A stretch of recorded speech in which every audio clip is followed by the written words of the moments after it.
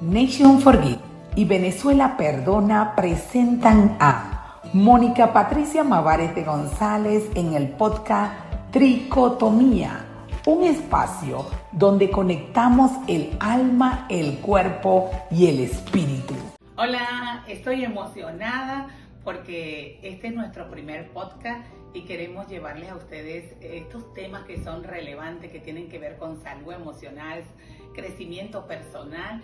Y bueno, y qué bueno que estás conectado con nosotros. Soy Mónica Patricia Mavares de González, impulsando desde Nation Forgive y desde Venezuela Perdona todo este programa que venimos realizando desde hace algunos años, desde el año 2015, con la campaña 40 días de perdón.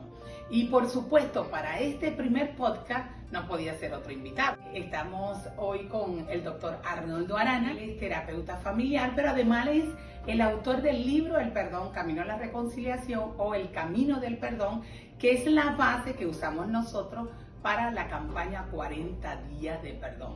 Pero a propósito de todo este manejo emocional, y después de la pandemia, la Organización Mundial de la Salud habla de la ansiedad, habla de la depresión, habla de todos estos factores emocionales que están alterando a millones de personas, pero a que además los paraliza en su propósito, en su andar. Así que primero, bienvenido Arnoldo Arana, para mí es un honor tenerte en este podcast y bueno, la audiencia espera por ti, saludos allí. Mónica, gracias por tu gentil invitación y bueno, estoy expectante también, ¿no?, con la elaboración de este podcast, esperando que sea de contribución para algunas personas. Es importante que nosotros podamos hablar sobre las emociones.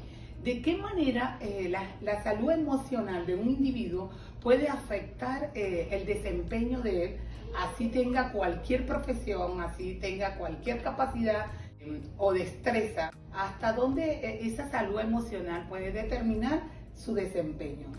Bueno, fíjate que para responderte voy a hacer mención a algunos estudios que han hecho algunas universidades norteamericanas acerca de los factores que determinan el éxito en el buen desempeño de una persona. Y la conclusión a la que ellos llegan es que el 80% de los factores que contribuyen al éxito de una persona tienen que ver con la gestión emocional.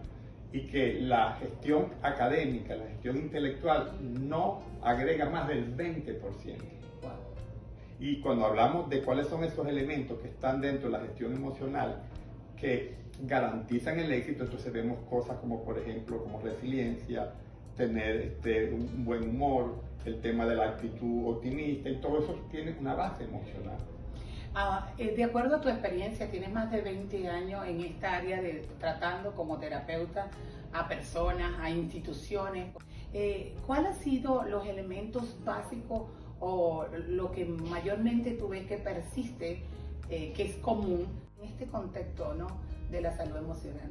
Bueno, yo he visto que ha habido una proliferación, un aumento importante de los trastornos de ansiedad y de los trastornos depresivos. De hecho, hoy en día organizaciones como la Organización Mundial de la Salud o inclusive el DSM-5, que es el Manual de Psiquiatría, refieren que se han hecho muy intensas y han incrementado notablemente la presencia en la población. Hoy en día se habla de que una de cada 4 personas padece de un trastorno de ansiedad y una de cada 5 personas padece de un trastorno de depresión. Entonces, hoy en día a mí me llama mucho la atención la cantidad de pacientes que yo recibo y que tienen de alguna manera un trasfondo de ansiedad o de depresión. ¿Y cuáles son los elementos, a tu juicio, que inciden para que esos sean los factores que estén afectando en este momento a la población? Bueno, no es lo mismo hablar de depresión que hablar de ansiedad, pero en líneas generales uno puede identificar, en el caso, por ejemplo, de la depresión, que hay factores endógenos que tiene que ver con una condición de la persona, a veces con elementos hereditarios, pero también hay factores exógenos y tiene que ver con todo lo que está ocurriendo en el ambiente. Igualmente yo pudiera decir que en el caso de la ansiedad hay factores endógenos y que tiene que ver con las condiciones personales de ese individuo, con su nivel de actitud, con, por ejemplo, si tiene excesivas actitudes perfeccionistas, de rigidez, de control, su nivel de autoestima, su historia y biografía de vida. Todos estos son elementos que crean cierta vulnerabilidad para que cuando aparezcan los elementos estresores, para que cuando aparezcan estos elementos que están en el entorno, de alguna manera generen esa condición en mí. Y por eso yo siempre he dicho que la respuesta para la ansiedad y para la depresión no hay que buscarla afuera, hay que buscarla adentro, porque normalmente es la condición interna la que me hace más frágil y vulnerable a esos factores externos. Y las personas que nos están viendo en este momento, algunos que nos están escuchando a través de este audio que es nuestro primer podcast, ¿cuáles pueden ser esos elementos que son como de alarma, que son como el semáforo, que nos pueden estar indicando que hay que hacer un alto y que hay que atender algo dentro de nuestras emociones, porque de lo contrario podríamos llegar allí a un estado depresivo o a un estado de ansiedad? Cuando uno observa, por ejemplo, que la persona comienza a generar un desempeño en el cual, por ejemplo, evita algunas situaciones, eso de alguna manera, porque de alguna manera tiene la sensación de una ansiedad anticipada, eso comienza uno a observar que ya la persona está teniendo un comportamiento inadecuado. Pero yo diría que sobre la base de la represión emocional es que se da muchas veces lugar a estas patologías. Cuando yo no soy capaz de vivir las emociones de manera auténtica, natural, y tomar conciencia de lo que estoy sintiendo, probablemente estoy perdiendo un mecanismo extraordinario que son las emociones, que me permiten estar en contacto con mis necesidades e informarme de mis necesidades. Por lo tanto, hay una tendencia, uno observa en la población, a reprimir emociones, sobre todo las emociones desagradables, como el miedo, como la tristeza, como el enojo. Y eso de alguna manera crea cierta vulnerabilidad y propensión a padecer enfermedades como la depresión o la ansiedad. Un elemento que contribuye, en esto ya estaba tratando de escribir un artículo sobre eso, que es lo que llamamos el tema de la rumiación. O sea, ya hay muchos estudios que comprueban que si yo soy una persona que tiende a rumiar la situación, es decir, a buscarle la quinta pata al gato y a estar reflexionando, pues eso crea una debilidad cognitiva, una vulnerabilidad cognitiva que me hace más susceptible a caer en un trastorno depresivo o un trastorno de ansiedad. Tú tienes un diplomado sobre manejo emocional y también un curso ligando con nuestras emociones, la rabia, el miedo y la tristeza. ¿Cómo abordas tú estas emociones que para ti son las más relevantes, más importantes, que el ser humano tiene que tener como que pendiente de su manejo o su gestión? Porque ciertamente son naturales, todos las tenemos, pero en la forma como se expresa en los diferentes tipos de personas y en la manera como la gestionamos, eso dice si es virtuoso o es patológico. El asunto con las emociones, que uno observa en la sociedad una tendencia a moralizar las emociones, como emociones buenas, emociones malas, y entonces se etiqueta, se estigmatiza emociones como el enojo, como la tristeza, como el miedo, y eso ya de alguna manera crea cierta dificultad para gestionarla, porque si yo la moralizo y la invalido, no me voy a permitir experimentarla, y si no me permito experimentarla, entonces pues genera todo el desajuste que comienza a generar, porque no tengo conciencia de lo que estoy viviendo, no tengo conciencia de lo que está ocurriendo. Y una de las cosas que yo he visto mucho en los pacientes, que termina siendo muy perturbador, es que la gente experimenta una emoción, porque hay una situación que de alguna manera hace que emerja la emoción, pero como no la quiero vivir, como no quiero hacer contacto con ella, no me permito informar lo que está pasando. Y la emoción tiene dos características. La emoción me informa de una necesidad, pero al mismo tiempo me impulsa. Y cuando yo no me informo, porque reprimo la emoción, no dejo de estar impulsado. Entonces me siento como en estado de aprensión, nerviosismo, me siento impulsado a hacer algo, pero no sé en qué dirección. Y eso es muy, muy, muy perturbador, porque no tengo conciencia de ese estado que se está generando dentro de mí. Tú lo llamas el mensajero, el cartero. O sea, que la emoción viene como un cartero que viene a tocar la puerta y que uno decide si le da cabida al cartero abrir la carta para leerla, o simplemente el cartero sigue estando allí tocando la puerta, pero la persona no accede a ese cartero. Así o a es. ese mensaje, que es lo más importante. Y ese cartero de alguna manera nos quiere informar de alguna situación que para nosotros se convierte en una necesidad. Cuando yo experimento el miedo, es probable que el cartero me esté diciendo hay una situación de amenaza, de riesgo, tengo que tomar una medida preventiva. cuando aparece el enojo, probablemente el enojo, lo que me está diciendo, estás frustrado porque estás ante una situación en la cual no has podido alcanzar tu objetivo, o has experimentado la invasión de tus límites, o que se ha cometido una injusticia contra ti y necesitas de alguna manera poner un alto.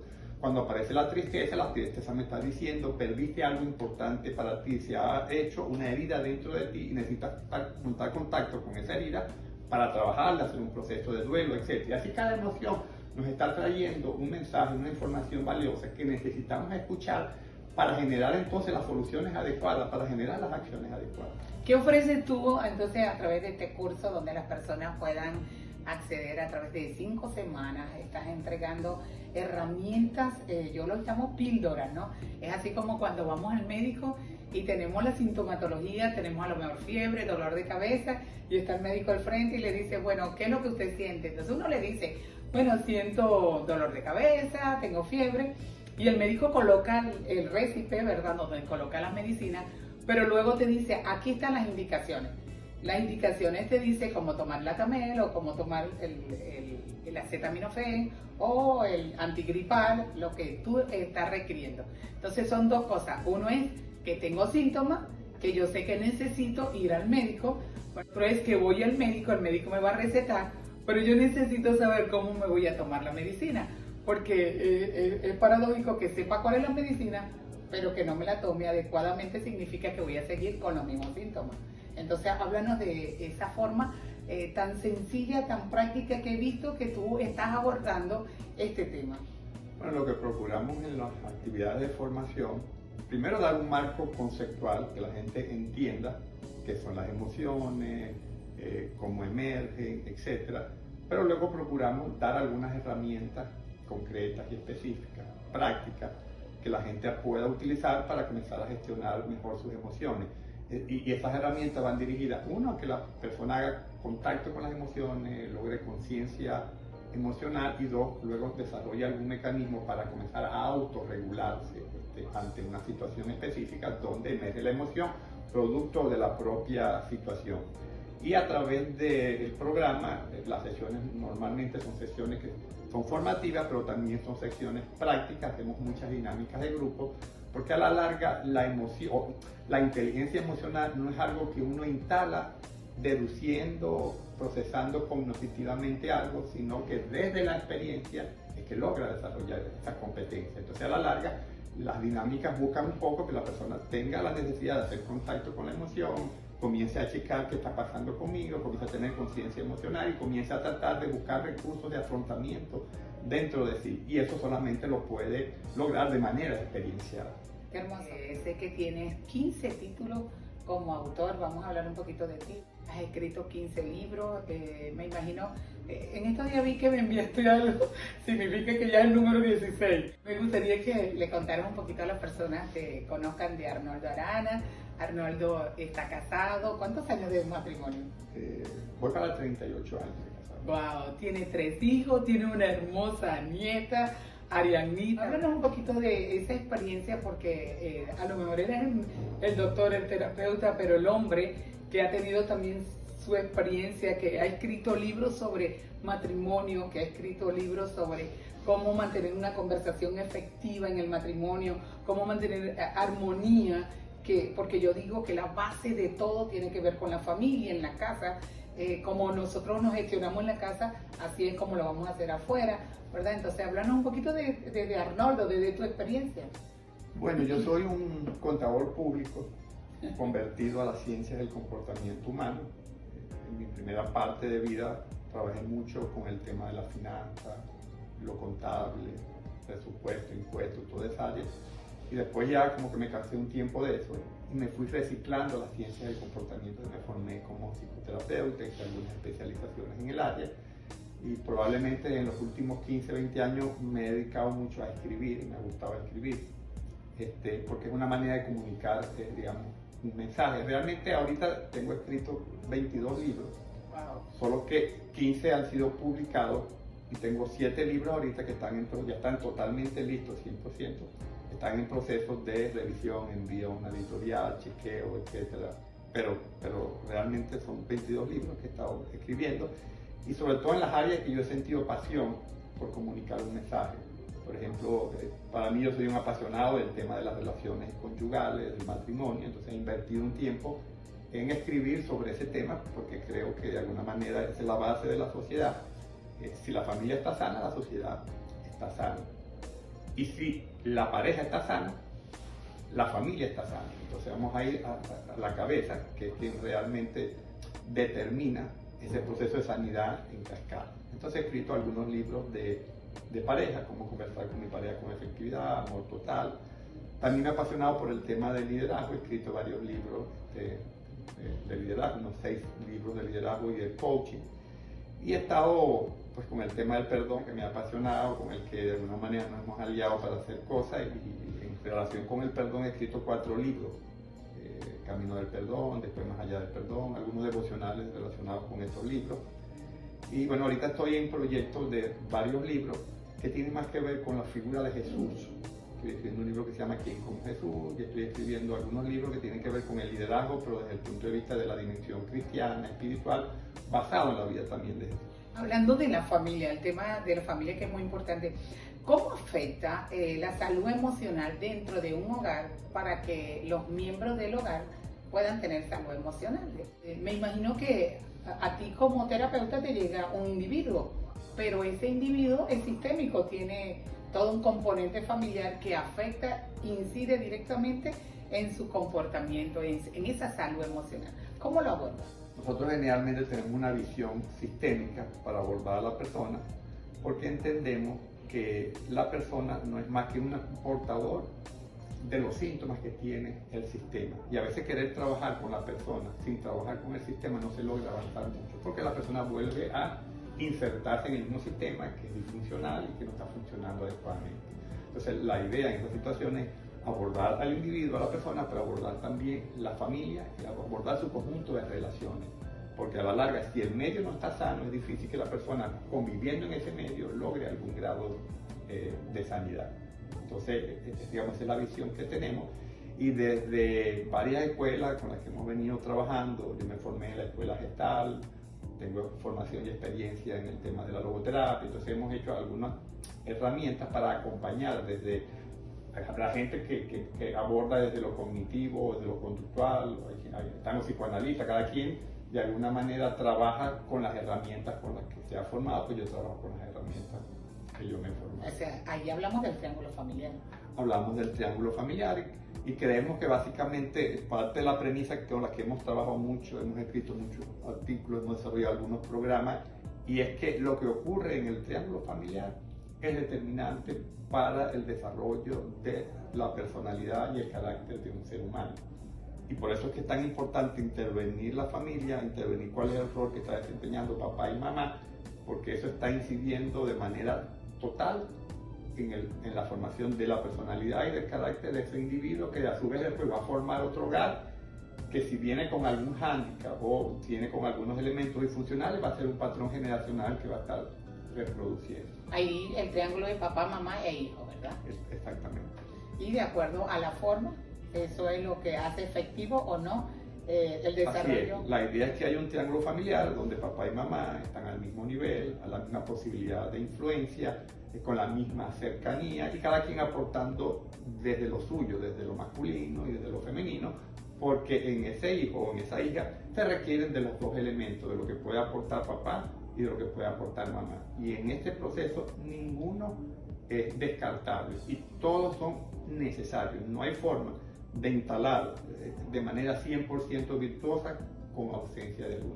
Ya para ir concluyendo este primer podcast, eso significa que yo traigo una memoria emocional, yo traigo un hándicap, ¿verdad? Ya traigo una impronta en mi vida de cómo funcionó papá, mamá en ese círculo familiar en relación a mí como persona, ¿verdad? O a ese hijo. De alguna manera lo que yo exteriorizo, lo que yo luego voy a reproducir cuando formo mi propia familia, eso tiene que ver mucho con la historia de mi triángulo. Bueno, y es un hecho, es una realidad que el tipo de educación, el tipo de experiencia que nosotros estamos expuestos en nuestro contexto familiar va a determinar nuestro estilo de accionar, va a determinar nuestros mapas, nuestros paradigmas y va a determinar nuestra gestión emocional. Las emociones tienen un componente innato en el sentido de que yo no puedo evitar sentir una emoción, forma parte del repertorio con el que yo he sido dotado, pero la forma, la modalidad, la intensidad con que yo las expreso, eso es un aprendizaje.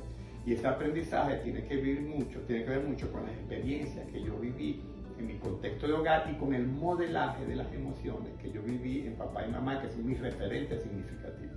Así que necesitamos tener alerta cómo manejamos ese triángulo familiar que es papá, mamá con los hijos, porque seguramente estamos afectando cómo se maneja la salud emocional, la gestión emocional de nuestros hijos, que es muy importante, sobre todo pensando en las siguientes generaciones.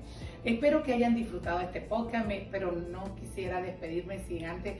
Cuéntame alguna anécdota o algo que para ti haya sido significativo como terapeuta, el hecho de enseñar a alguien que haya llegado a tu consultorio no sabiendo trabajar la rabia o el miedo o la tristeza, y a través de el darse cuenta de su gestión emocional y de ver su recurso de afrontamiento que él mismo podía generar, hoy en día tú dices, wow, me quedo súper satisfecho, me contenta mucho del trabajo que vengo realizando, porque ves el resultado de las personas. Bueno, para mí ha sido muy reconfortante observar algún tipo de feedback o retroalimentación espontánea que no he buscado, porque de repente me he cruzado con alguien en las redes sociales y me ha dicho, usted es el doctor Arnoldo Arana, no sé si usted se recuerda, hace 10 o 12 años yo fui paciente suya, realmente no me acuerdo.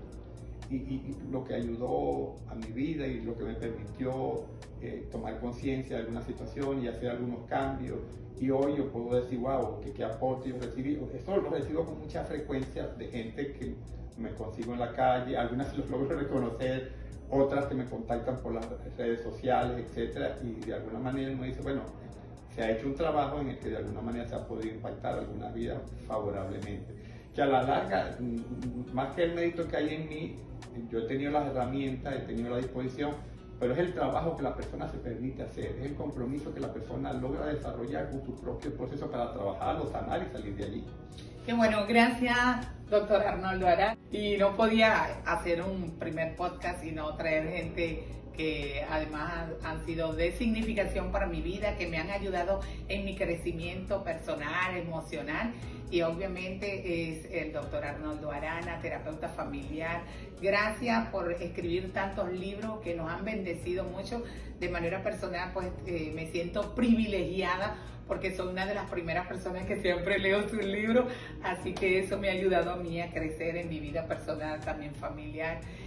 Ya saben, a partir de este tiempo, cada semana estaremos en contacto, tendremos estos podcasts donde llevaremos temas poderosos que tienen que ver con la salud emocional, para el crecimiento personal y aportar así a tu vida para que puedas desarrollar y para que puedas lograr el objetivo, el propósito, el diseño de Dios en ti, pero además los sueños que están depositados en tu corazón, y que nunca seas un saboteador de esos sueños, sino que puedas abrazarlos y puedas llegar a la concreción de cada uno de ellos. Dios les bendiga y recuerden, nos vemos la próxima semana en nuestro siguiente podcast.